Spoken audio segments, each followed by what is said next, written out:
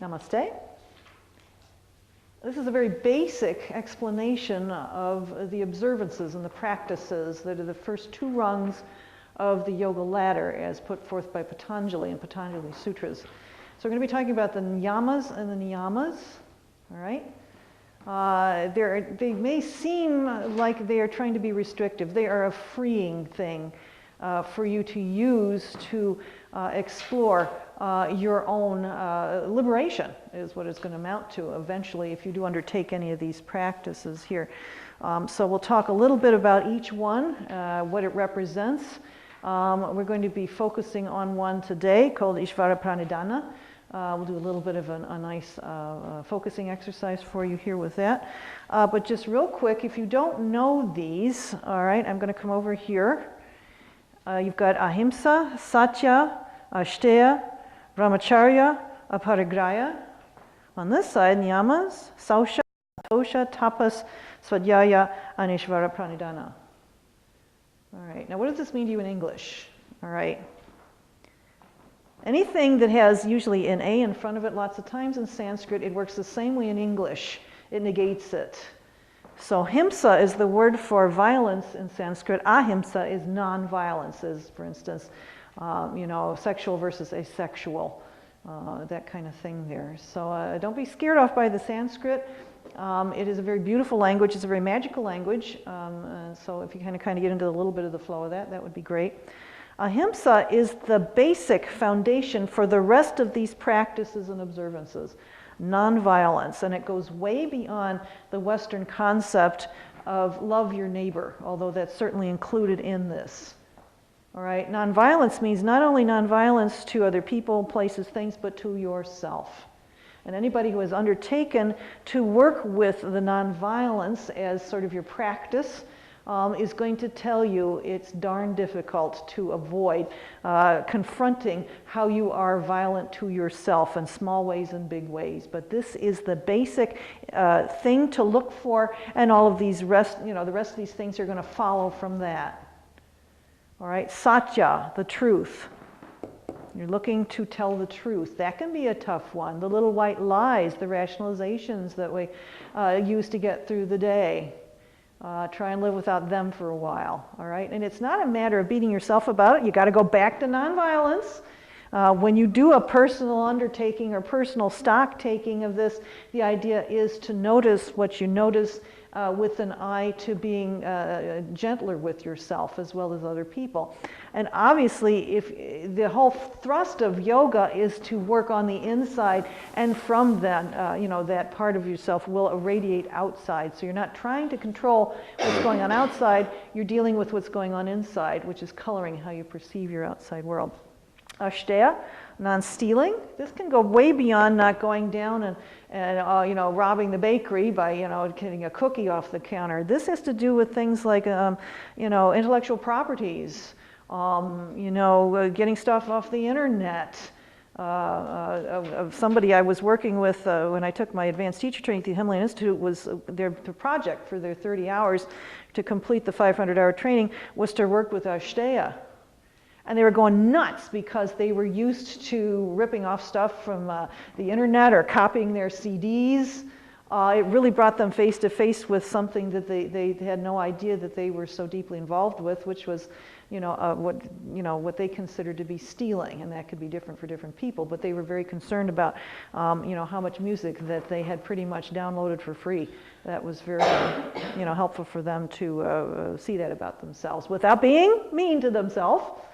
It's meant to be a healing process, all right? Brahmacharya, all right? That's a little more complicated. Sometimes it's translated sort of abruptly as celibacy, okay? There wouldn't be so many people in India if this was that was practiced the way that it would seem to be translated. But what we're talking about here is keeping a balance between the lower chakra appetites and the upper ones, all right? So you enjoy whatever you enjoy, but it doesn't become an addiction. Balance is key. And aparigraya is non-grasping. Boy, oh boy, is the Western state of mind into aparigraya. If you look at the baby boomers retiring, if you see the profusion of things to do with your money, You know, you got to invest it, you got to hoard it, you got to keep it. All right, oh, that's sending a very specific message into the nervous system that you're buying into a sense of limitation. All right, and you need to get freed from that. So aparigraya is non-grasping. It doesn't mean you don't take care of your finances and you don't get as smart about them as you are. You can be, but it means that there's a balance there, that you a balance between giving away and spending on yourself and putting away. All right, so that you don't want to just get into completely the hoarding mentality, which is very bad not only for you but for other people, as you well know. All right, the other side, niyamas. These are recommendations. Sausha. Sausha is cleanliness or purity, and that means not only physical cleanliness, but cleanliness on the other four layers, all right, or the koshas of the body there, only one of which is physical. Santosha, contentment. That means being content with what you have, but looking forward to growth and progress. You know, you need a nice balance there. All right, tapas is zeal or fire for whatever it is that you like to do, your passion. You should really have, your yoga practice should be full of tapas. Something you love to do, it supports you, it inspires you. It isn't anything that, it's a drag. All right, as much as possible, keep yourself enthused about, you know, your yoga practice or anything else you like to do in life. Don't just give people, this is the season for gift giving. Don't just throw something together, all right? You might as well not give a person a half, you know, baked gift. You might as well not bother at all. The energy isn't there, and the exchange certainly isn't going to be what you'd want it to be. If you can't say something nice about somebody, don't say anything at all. If you can't give somebody something with at least some thought behind it, don't bother. All right, and then that goes for all different kinds of things that you know, you can do in your life in terms of an energy exchange. It should be sincere. It should be as authentic as you can make it. Svadhyaya, self-study or study. Surround yourself with beautiful music, wonderful books. Your study, your tapas should be revealed in the kind of study that you like to do. Books, TV programs, watch out for, you know, the TV. Try and watch something that is balanced, you know, use the mute button as much as you need to. You're looking to surround yourself with as high level of vibrations as you can from every single angle. Whom you associate with, the music you listen to, everything should be kind of designed so that it's something that supports your higher awareness as much as possible. And this has to be renewed on a daily basis because we are making progress. So the soul is here to expand. All right, monkey mind will love you to rearrange your life so you do the same thing every day and you eat the same thing and you wear the same clothes and you think you need that routine because it's your comfort zone. All right, and actually svadhyaya is to pull you out of your comfort zone. In a way that is comfortable for you, okay? You take it in little bitty steps, that kind of thing there. So your svadhyaya should be designed to be just enough challenge and just enough where you feel competent to deal with the next phase, whatever that is. You're not trying to do too much at one time. That's a monkey mind thing. Oh, I've got this great new interest, and you plunge right into it, and you run out of steam, or the honeymoon period is over with, and then what the heck happened? I was so happy. Well, you just went on to the next phase, okay? So don't let that honeymoon phase, you know, when you go past that, it's a happy thing. You're going on to a deeper level. It's spirit moving in a more expansive way on a deeper level. So it's a kind of a nice, you're kind of content for a while with what's going on there, and then you deliberately raise the bar a little bit so that you can maybe explore more inner sort of higher realms of awareness and tap into untapped spiritual resources that we all have. Ishvara Pranidhana, all right, is surrender. Surrender.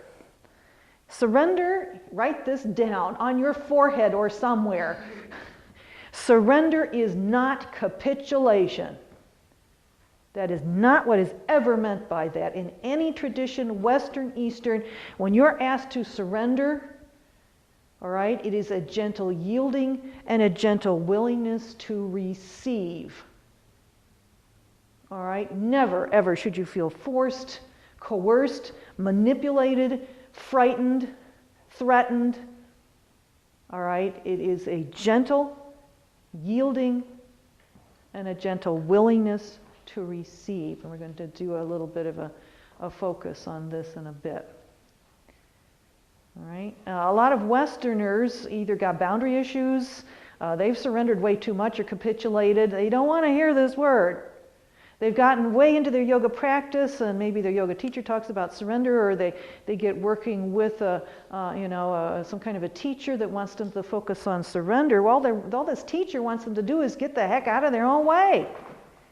And that goes back to nonviolence. Everything you're going to work with through here is got some kind of psychological basis in nonviolence.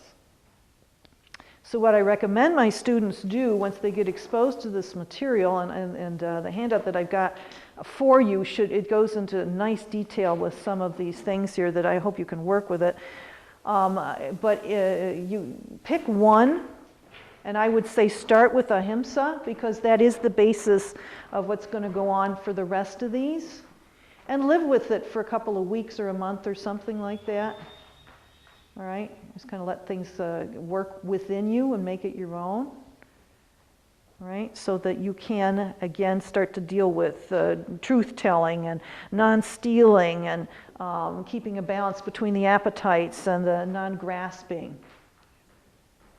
All right? And kind of, factor these in as you can, being aware of the range of what we're dealing with here.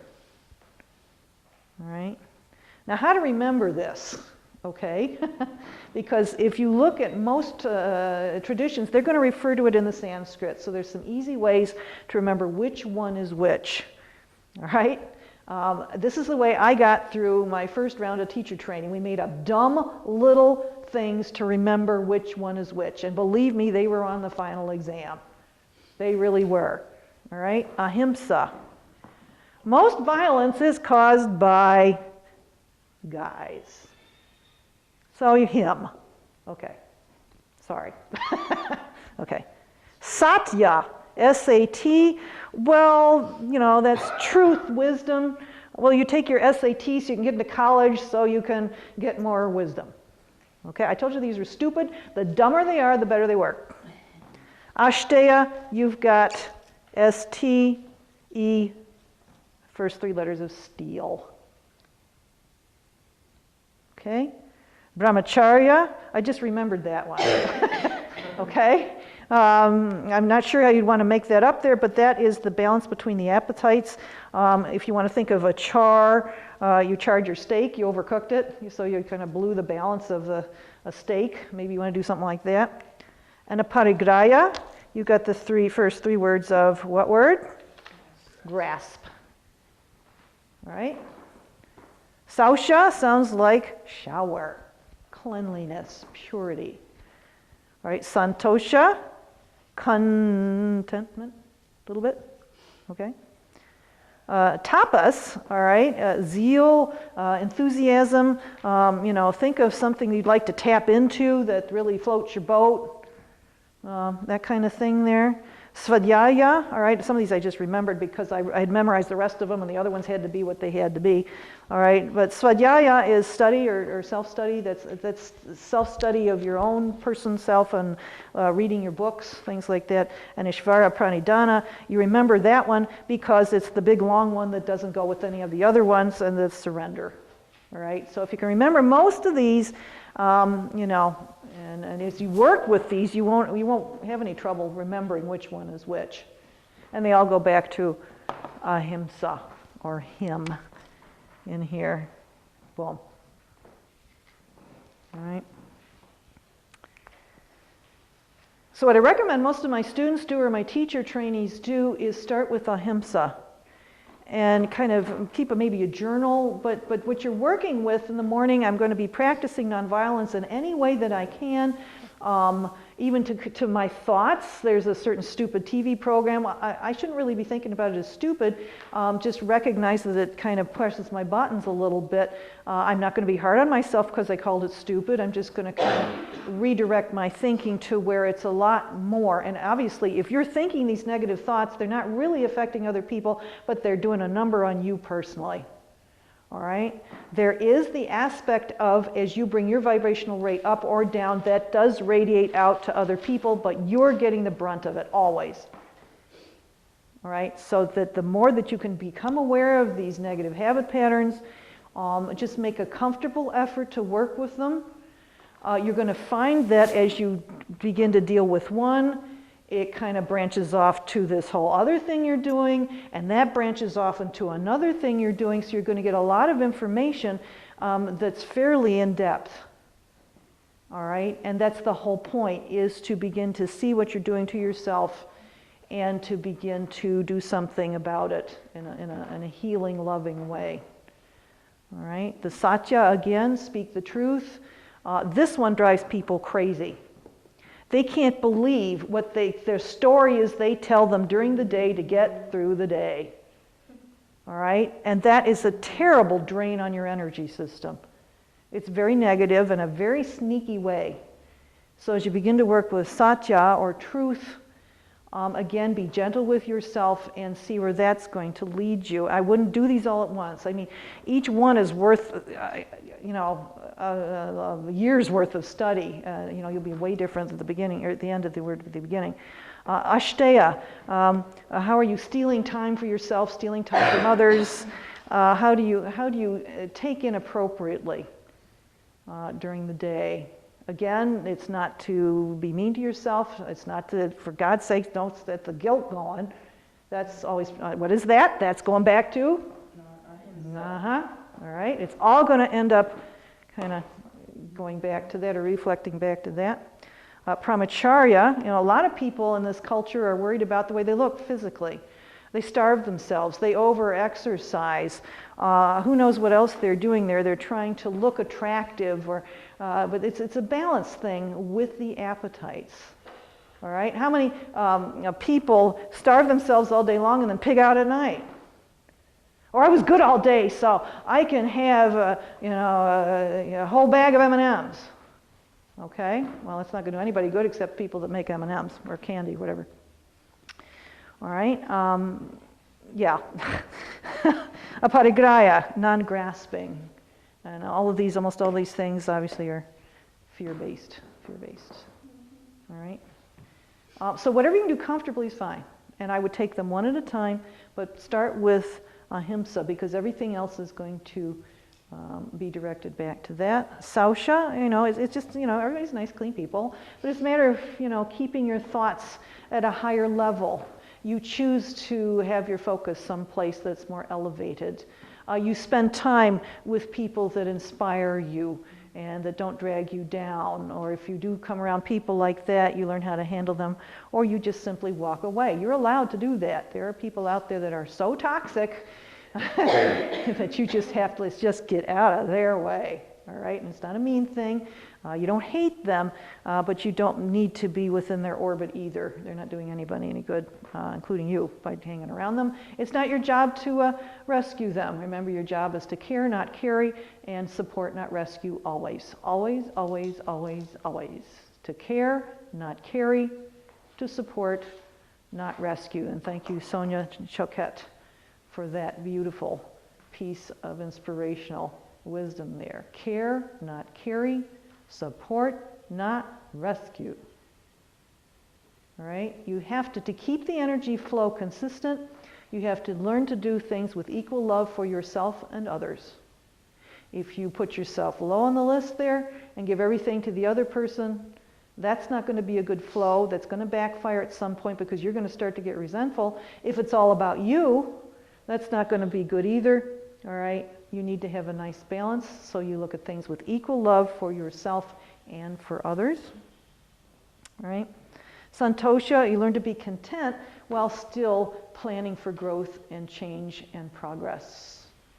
All right? So you don't decide, I'm going to lose, 20 pounds and hate yourself until you get there, and then you're okay with yourself. Okay? You're good when you start. You're good through the process. You're good when you get to the end. Much, much less nonviolent type of way to approach things. And of course you will get the results you're looking for because it was such a comfortable process for you, and hopefully you get some, permanent benefit out of it. Tapas is something that you discover for yourself, but feel free to go around other people that are enthusiastic about what you're doing as well. That's always a very beneficial thing to learn how to do, and your tapas or your zeal or your passion can be lots of different things. All right, hopefully it's something that really keeps you going. Again, this is something that needs to be renewed on, and if not a moment-by-moment basis, a daily basis. That is part of your practice, to make the effort without killing yourself.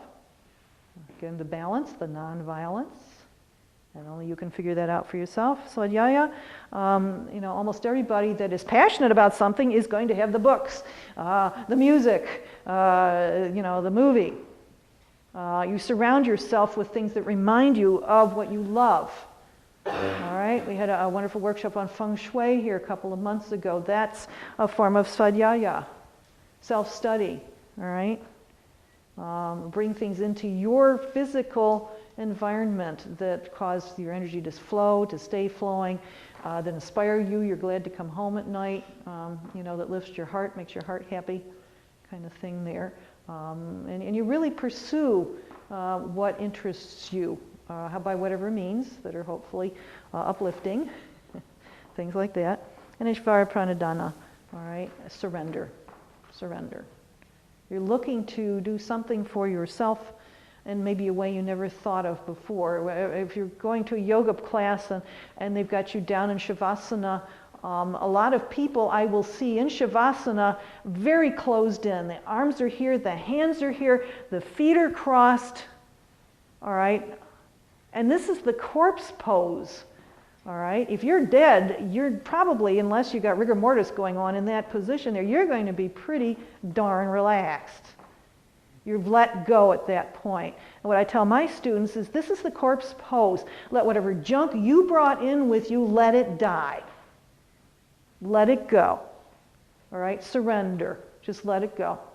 A good practice sometimes to do in yoga class is, and it's kind of fun, you get a wastebasket, and some paper and pens, and before people go any further in the door, I want you to write down whatever's bugging you or bothering you or scaring you. Just write it down real quick on a piece of paper and crumple it up and throw it in the wastebasket. Have your nice yoga class. I'll get people up out of relaxation and I'll say, okay guys, if you really want that junk you brought in there, it's right over there in the garbage can, and everybody goes, ew. Okay, it just doesn't seem like such a big deal as it did when you walked in here. All right, you can have it if you want it, but nobody wants it back because they see it for the burden that it is or whatever it was doing to them. All right, so they've surrendered enough. All right, that's just another technique to let go or release. But we're talking about surrender, not capitulation. Surrender is a gentle willingness to yield and a gentle willingness to receive. So you're moving ahead. The soul is always all about expansion, always. Always. As long as you're in body and even out of body, you're looking to expand. The soul's never going to go back what it did before. It's already grown. It wants to move forward. All right, and so that's the whole point of letting this junk go. You unburden yourself. You see things in a whole new light. And let's go see what the next day can bring. Every moment is new. The past is not precedent. Write that down someplace. The past is not precedent. Every moment is new. You always have the choice to look at things differently. You always have the choice to change your mind. All right? Monkey mind doesn't want to do this. It has too much at stake for you staying the way you are. And again, it's an old survival mechanism. It thinks it's doing you a favor, but it doesn't have your higher self, obviously, in mind here. It can't. It's a low-level vibration, and that's just not all who we are. All right? So your thoughts, you are not your thoughts. You are no more your thoughts, to quote a great movie we look at around here, than as you are your freckle on your nose. You are not your thoughts, and that's a really scary thing for Westerners to begin to deal with. But that all of these things here are going to be designed to pull you away from identification with your thoughts, good and bad. And when we get to really the guts of the practice of Ishvara Pranidhana and what it really entails, It may push you a little bit out of your comfort zone, but that's where growth occurs. A little bit out of your comfort zone is fun, is good. Learn to embrace it. All right? But that's surrender. All right, so let's go there. I've got a nice little quote from a recent yoga journal, and the lady's name is, all right, Kate Holcomb. So just listen to what this surrender is going to be asking of you, real quick. This total surrender does not mean you're denying your circumstances. It is not the belief that everything will work out for the best. Ow, right through the heart. We'll keep going. And it's not a blind faith that everything's going to turn out the way you want it to. You get past that. None of us is immune from illness or difficulty, no matter what our faith or strength of our beliefs. Rather, Ishvara Pranidhana is trusting in the order of the universe, of which life and death, joy and heartbreak are all a part, and they all have something to teach us. It means that even if the outcome is not what you would have wanted, even if it's difficult or painful, even if it means your own death or the death of a loved one, you face it with a deep acceptance. You try not to judge it. So if you're caught in a blizzard, Ishvara Pranidhana does not mean having faith that you're going to be rescued. It means accepting that you might not make it out alive and finding ease in that complete surrender to something beyond yourself, beyond your cognitive thinking or understanding, even as you continue to actively do everything you can to survive. So that's a balance thing going on. I'm going to read that to you again. This total surrender does not mean that you're denying your circumstances. It is not the belief that everything will work out for the best, and it's not a blind faith that everything will turn out the way you want it to. None of us is immune from illness and difficulty, no matter what our faith or strength of our beliefs. Rather, Ishvara Pranidhana is trusting in the order of the universe, of which life and death, joy and heartbreak are all a part. It means that even if the outcome is not what you would have wanted, even if it's difficult or painful, even if it means your own death or the death of a loved one, you face it with a deep acceptance. So if you're caught in a blizzard, Ishvara Pranidhana does not mean having faith that you will be rescued. It means accepting that you might not make it out alive and finding ease in that complete surrender to something beyond yourself, beyond your cognitive thinking or understanding, even as you do continue to actively do whatever you can to survive. All right? Westerners don't want to hear that.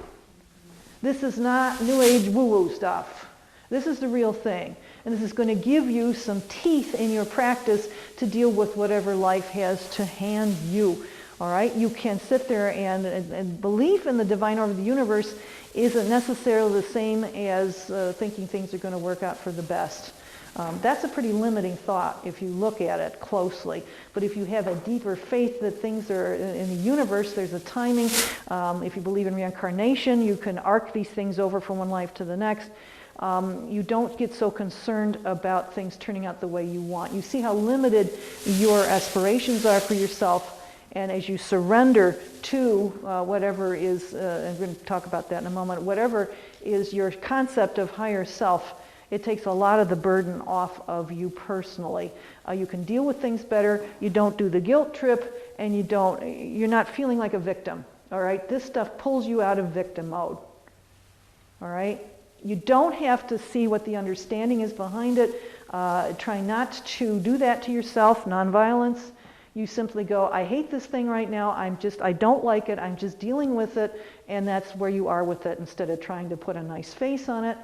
You're not trying to look at it even in a positive spin, which can cause a lot of cognitive dissonance.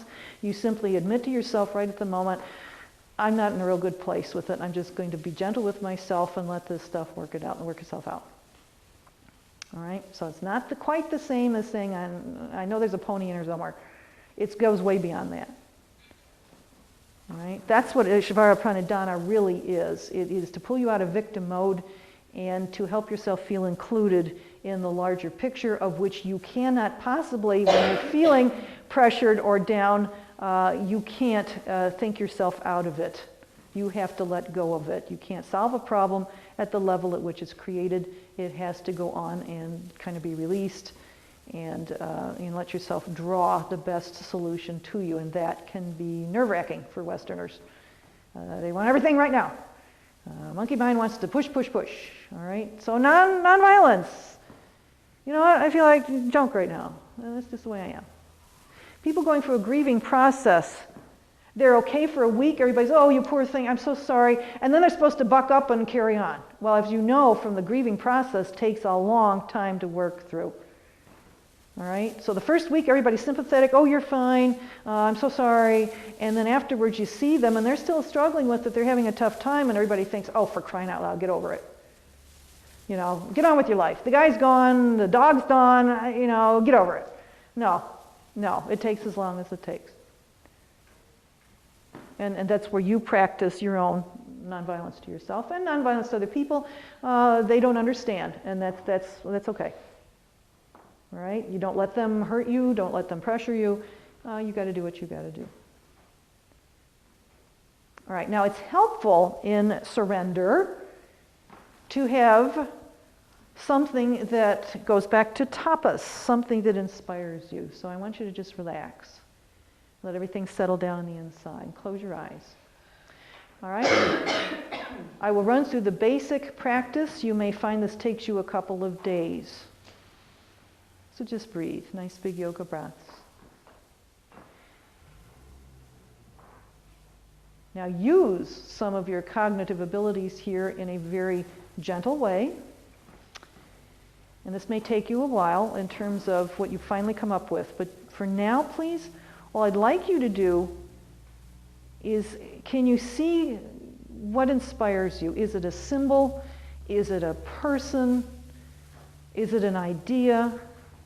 Is there something that you can kind of get in your head as your beacon light? A religious figure, your concept of the divine, I don't care what it is, but it has to, you'll feel your heart expand every time you open up to this concept. It works for you. All right, so we're looking at something that you found inspirational. I don't care what it is. Mundane, spiritual, whatever.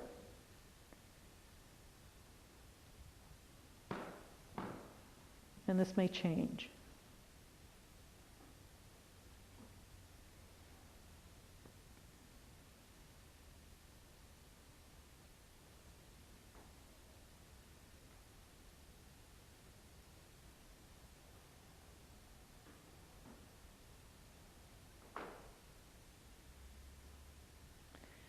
Now you can start to work with what you're working with here, what you've come up with.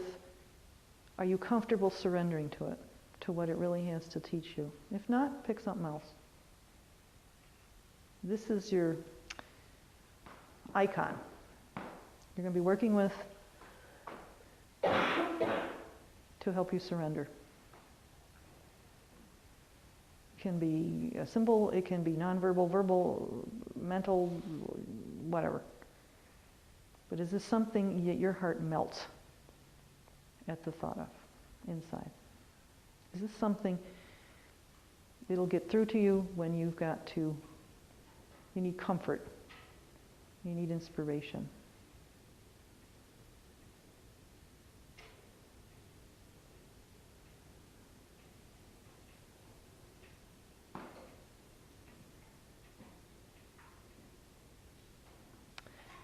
Now, if you don't exactly have anything like that, but even the idea of this is wonderful for you, that's okay. What I want you to do, please, is cross your hands right over the heart chakra.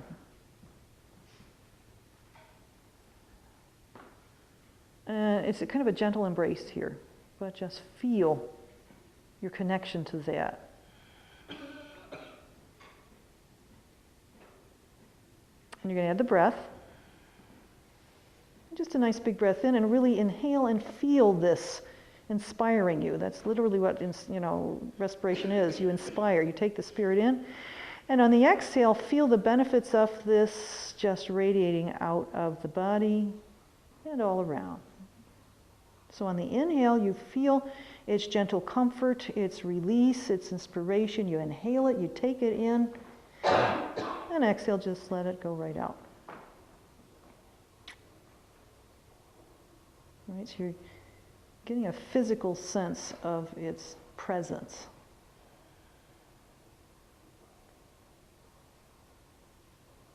There we go.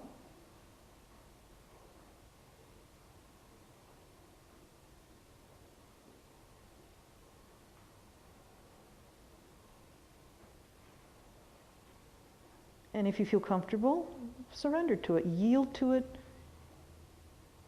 a gentle willingness to receive. Try and bond with it.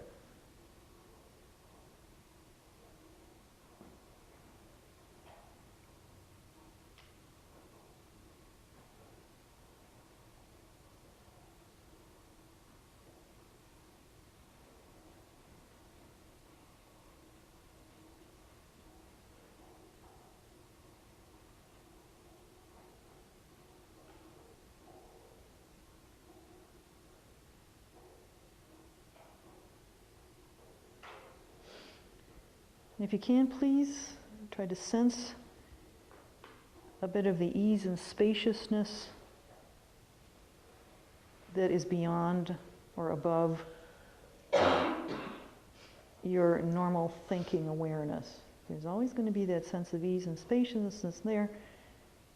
And see if you can let this surrender take you there. And just be still and know.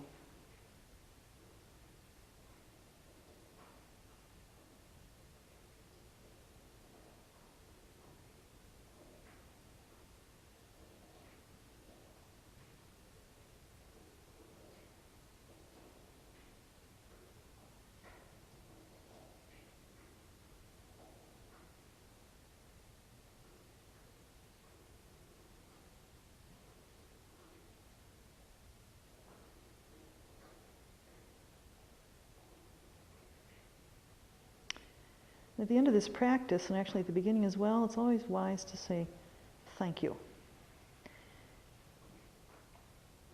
Gratitude is a very harmonious state. And we say thank you at the end, but it's even good to say thank you at the beginning. And it is not the kind of thanks that you say for services or blessings received. It is very proactive. You are setting up a sense of being welcoming of this new state of awareness, and gratitude embodies this. So if you can, say thanks right before your practice. Thank you for this wonderful practice, the wonderful results. And at the end, thank you for this wonderful practice. Gratitude is a very harmonious state. You can come right back. All right? So if you even just love the idea of such a thing being within you, don't have a handle on it yet, but you want to pursue it, that's all you're going to do. That's what surrender is really all about, is to explore what is going to feel you connected with this higher awareness. There is always a sense of ease and spaciousness connected to it, and expansiveness. All right? This higher sense of awareness never, nonviolence, never, is in your face about anything. It'll suggest, it'll prompt. Two words that it never uses are favorites: should and ought. That gentle inner self would never do that to you. So if you are finding that you're working through some stuff and these words keep coming through, I should do this, I should do this, I ought to do this, I ought to do this, you better back off. All right? As one of our friends says, for many years of this, you're shoulding all over yourself. That's how you can tell. Stop it, stop it, stop it. All right, so that's kind of a red flag type of thing there going on. All right, so Ishvara Pranidhana, is a surrender to a gentle willingness to receive. It is not capitulation at all. Don't get messed up in the English translation. Right? These are designed to help you live a wonderful, healthy, prosperous life far beyond your wildest dreams. They are not intended to be restrictive or punitive. Guess where that's coming from? All right, monkey mind trying to let you be that good person that be fit in, whatever you're going to do there.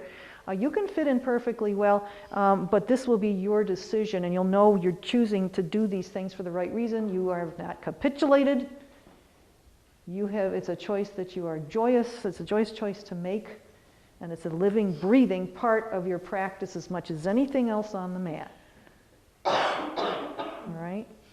So when you come into yoga class, and maybe you've picked one of these to work with, all right, kind of keep it in mind when we set our intention in class there. Well, this class I'm going to really dedicate my intention to noticing where I might be straying into the realm of ahimsa. Or where am I not being honest, for instance, in either one of these in my way of being in class. They're very subtle. They're incredibly powerful. All right. When we go downstairs, we'll get into this a little bit more with some of the handouts that we have here, but this is just the basics, all right? To see how they're going to work in your life, the yamas and niyamas, either the first 2 rungs of the 8 rungs of yoga, or ashtanga. Ashtanga means 8 in Sanskrit. And they're the first 2 rungs. All right, asana, 3rd rung, pranayama, 4th rung. All right, pratyahara, sense withdrawal, next rung. Try saying sense withdrawal to people in a Western, type of a context. Oh my God, you mean I've got to go out and sleep on a bed of nails and what the heck's that got to do with my yoga practice? No, that's not what we're talking about at all. You're letting monkey mind jump the gun. All right? So don't let whatever preconceptions you may have about some of this stuff here, drag you down either. It's your job to find out, all right? But they're there for a reason, and they are there to help you live a much higher quality life on all levels. Remember our onion, all right? If you think of the human body as, all right, a little bit of an onion here. You've got, let's see, we'll put that one there, that one there. That one there, that one there. You got what are called the koshas, and the outermost one is the densest, all right? And that is the physical body. And you go inward, intellectual and emotional and spiritual, and right in the middle there is that Anandamaya kosha. Ananda is bliss, all right? And that's your goal, is to let everything, all these different layers here, get nice and cleaned up, santosha, so that this inner light, it's like the light in a lampshade. All right, that lampshade needs to be nice and clear so your light can shine through. That means all of these different levels, physical and non-physical, all right, need to be attended to so that you're comfortable and that everything, the energy is flowing, so that your light can shine through the lampshade of the body and the other koshas there that can get very dark. They can get very non-functional, and that it's going to obscure your light. But the light is always there. Okay? Your connection to the infinite is always there. Always, always, always. Even when you go out of body or you go through transition. All right? So that light is always there. And if you're feeling discouraged and you can't reconnect with it, guess who moved? Not the light. It's you. You got a little distracted, that's all. All right, so the light's always there to be tapped into, and so a lot of these energy management techniques are designed to help you get yourself back online so that light can flow. And it isn't just you at that point, it's everybody. If you've been around with some of these wonderful spiritual teachers there, they have a real charisma and magnetism that you walk in the room there, man. You feel great. And not anybody can do that, So it's not to set up a stupid goal that you don't get to and then you feel bad about yourself, nonviolence. Okay? It's about working with all these layers and all these different psychological sort of underpinnings of everything, so that you'll feel better about yourself and then, of course, about everything else in your life. It's an inside job. It's an inside job. A lot of Westerners don't want to give up the blame game. Okay? Things have to be good outside, and then I'll feel better on the inside. Don't go there. All right? This is your responsibility if you choose to take it. You know, any questions? Anybody? Yes, no? Okay. All right, so this is just a very brief overview of the yamas and niyamas. We'll talk more about when we go downstairs in a little bit here. Always welcome to come to our workshops here and get a little more deeply into the underpinnings of yoga. All right. Thank you for listening. Namaste.